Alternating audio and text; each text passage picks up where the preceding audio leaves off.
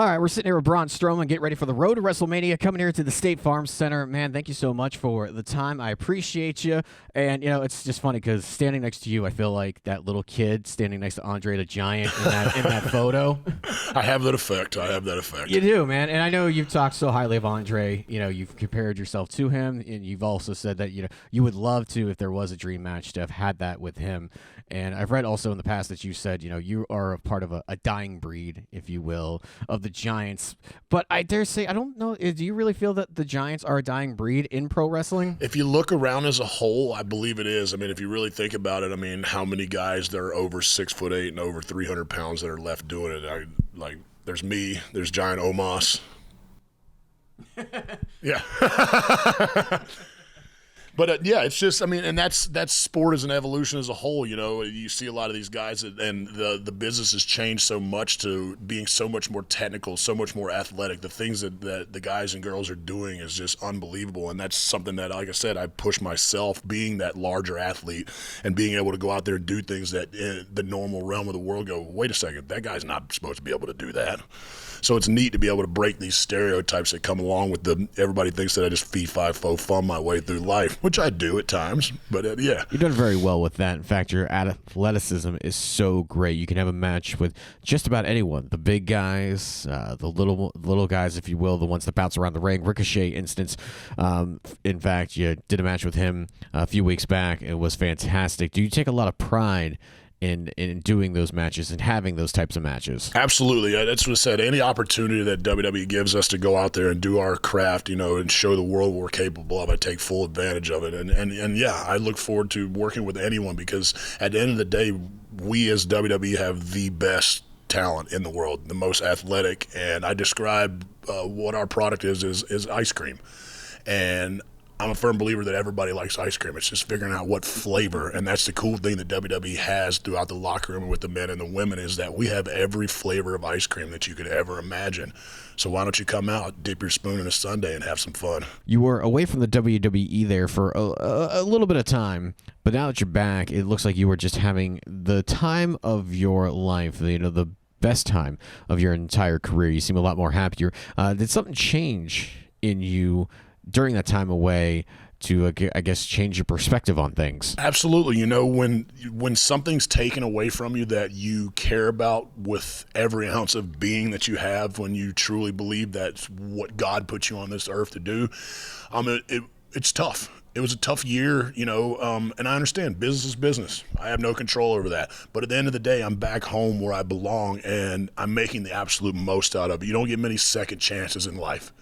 And I got one, and I'm going to go out there and I'm going to do the damn best that I can to put smiles on people's faces, have a quality life, have fun, and leave a legacy that people will be proud of. I read in an interview where you had said, don't forget the little things. How have you kind of done that now in your life, being back on the road full-time with WWE, being able to compartmentalize everything for yourself? It's just taking advantage of it. Like you said, the little things, with being a WWE superstar, life is so fast, like years or like months, they go by so quick, and you forget about a lot of that stuff. So now I'm taking the time out when I'm traveling around to go sightseeing, go hiking, go to museums, go find fun stuff to do instead of I used to freak out because I started to develop social anxiety because I have a hard time going anywhere in public, being 6'8", 335 pounds, and then put on top of it, I'm in front of 2 to 3 million people on live television every week. So I'm kind of recognizable. So I developed a little bit of social anxiety, and I was like, you know what? I'm not going to let this stop me from living my life. This is my life. I make the rules in it. I'm going to make the most of it. I'm going to do what I enjoy.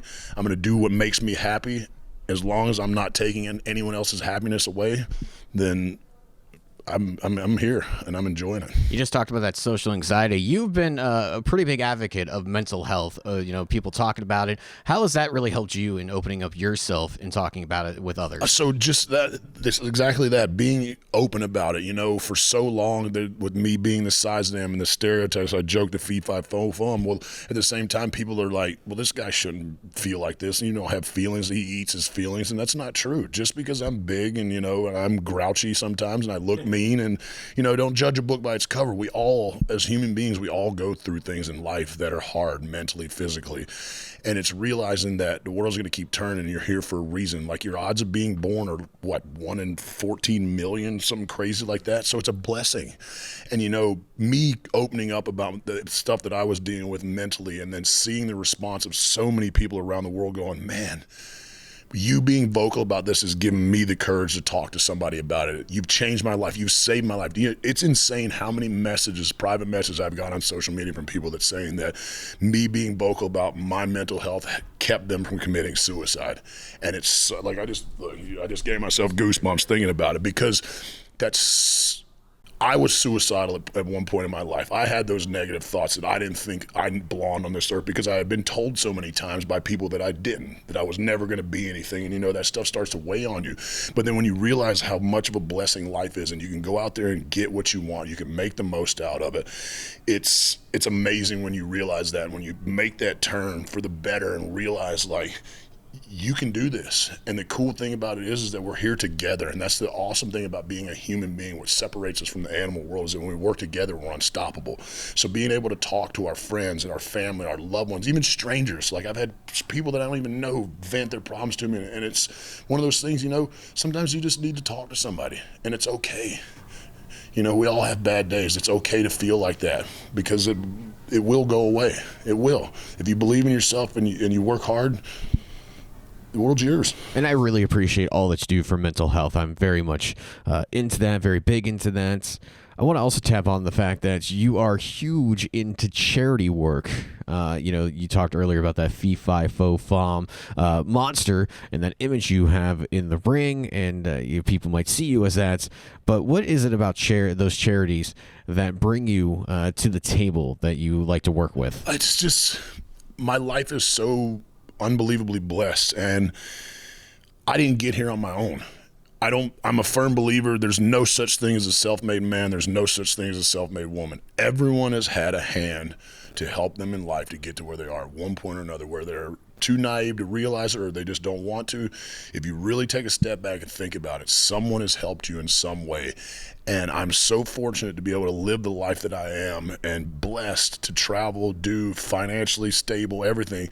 It's the least that I can do. Literally the least that I can do. Without the fans and the people that I engage with, the charities I work with, there is no Braun Strowman.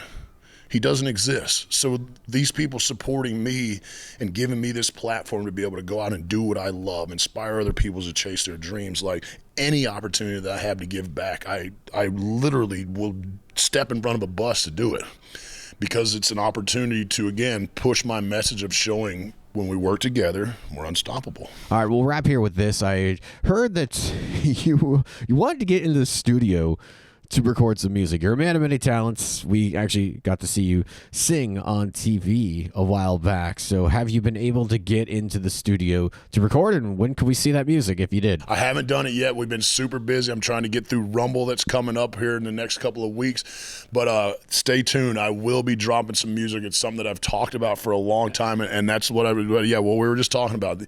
Talking about things and pushing stuff off to the side. Chase your dreams. Believe in yourself. I look forward to the Braun Strowman music. Thank you so much for the time, man. Thank you.